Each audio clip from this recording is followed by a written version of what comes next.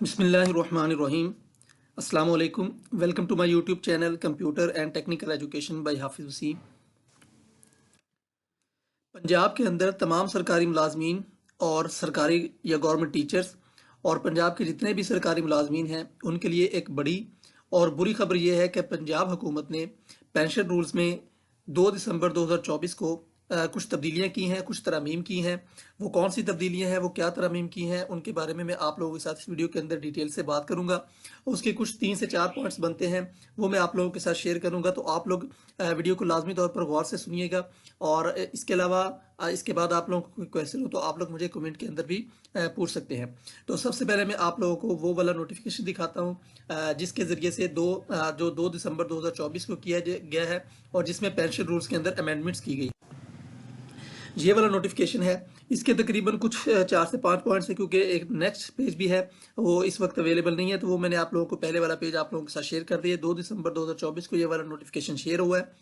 और ये वाला जो नोटिफिकेशन है, इस नोटिफिकेशन के जो अहम पॉइंट्स है, वो सबसे पहले ये वाली तब्दीली की गई है कि इसके अंदर अगर आप लोग रजा कराना तौर पर रिटायरमेंट लेते हैं, यानी अगर आप रजा कराना तौर पर रिटायरमेंट लेते हैं, आपकी एज हो जाती है 59 ईयर, 58 ईयर, 57, 56 या 55 ईयर। यानी 55 ईयर के बाद आप जब भी लेंगे 60 ईयर से पहले पहले, अब आपने ये वाले पॉइंट को नोट करना है। और उसके बाद आएगी कि रिटायरमेंट की उम्र वाली, वो मैं आप लोगों के साथ शेयर करूंगा कि वो वाली खबर क्या थी। तो अभी आप ये वाला ज़रा देखें कि 55 साल की उम्र 59 साल से लेकर 55 साल कम से कम होता है। तो अगर आप रजा कराना तौर पर रिटायरमेंट लेते हैं तो आप लोगों के साथ क्या सलूक होगा। तो जो 59 ईयर्स पर अगर आप रिटायरमेंट लेते हैं 2% कटौती होगी, रिडक्शन होगी।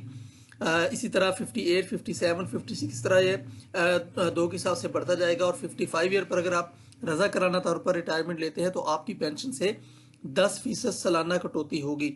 तो ये एक बहुत बड़ी और बहुत बुरी खबर है पंजाब के तमाम सरकारी मुलाजमीन और तमाम गवर्नमेंट के टीचर्स के लिए, क्योंकि अक्सर सरकारी मुलाजमीन का जो मैक्सिमम काम होता है, जो मैक्सिमम उन्होंने चीज़ें लेनी होती है, वो अपनी सारी की सारी इसी के ज़रिए से उन्होंने लेनी होती है, रिटायरमेंट के ऊपर ही।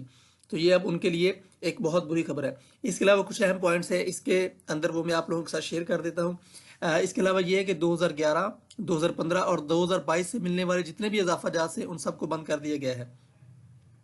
इसके अलावा जो पेंशन की कैलकुलेशन होगी वो मौजूदा बुनियादी तनख्वाह की बजाय गुज़श्ता 3 साल की औसत बुनियादी तनख्वाह के मुताबिक होगी। तो ये भी इसके अंदर एक बड़ी खबर है कि जो पेंशन की कैलकुलेशन है मौजूदा बुनियादी तनख्वाह पर नहीं की जाएगी, बल्कि गुज़श्ता 3 साल की औसत तनख्वाह बनाई जाएगी और फिर उसके ऊपर डिवाइड करके, यानी अगर आपकी तनख्वाह पिछले 3 सालों की जितनी भी बनती है वो 3 सालों को मिलाकर फिर उसको 3 पे डिवाइड किया जाएगा। यानी अब पहले तो ये होता था ना कि जो इस वक्त बुनियादी तनख्वाह है वो अक्सर ज़्यादा होती थी, लेकिन उन्होंने कहा कि अब ऐसा नहीं करना, बल्कि 3 बुनियादी तनख्वाहों को मिलाकर पिछले 3 साल की, तो फिर उसके बाद उसकी औसत निकाली जाएगी।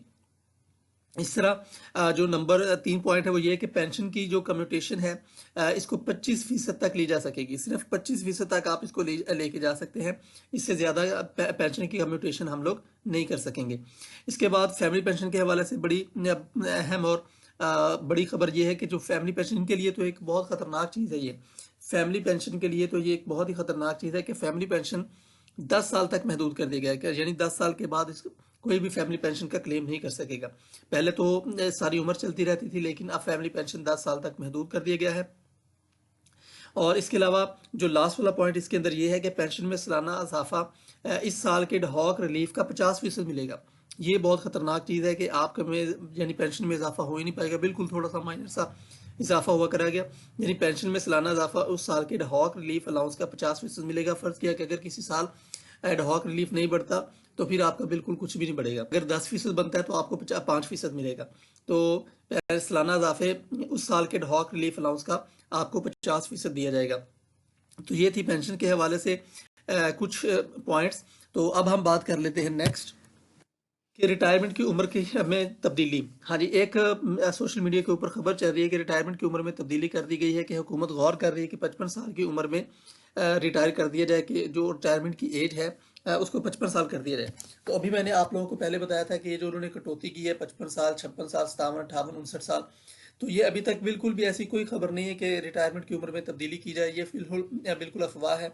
अभी तक ऐसी किसी भी जगह पर, किसी भी फोरम पर कोई भी ऐसी खबर सामने नहीं आई है। तो रिटायरमेंट की एज बढ़ाई तो जा सकती है, कम नहीं की जा सकती।